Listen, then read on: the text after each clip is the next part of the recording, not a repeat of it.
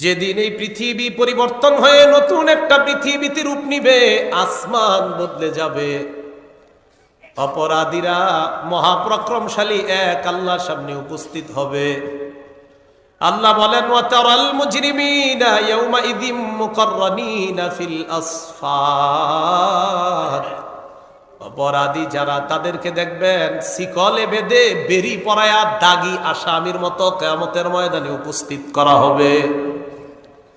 সারাবিলুহুম মিন কাতিরাব ওয়া তাগশা ওয়ুজুহাকুমুন নার। তাদের শরীরের পোশাক হবে আল কাতরার পোশাক, চেহারাগুলা আগুন ঝলসে দিবে। কঠিন পরিস্থিতি হবে। তো আল্লাহ পাক রব্বুল আলামিন বলেন, যেখানেই থাকো তোমাদেরকে কিন্তু আমি উপস্থিত করব, এটা ভুলে যাইলে চলবে না। সূরা আনআমের 32 নম্বর আয়াতে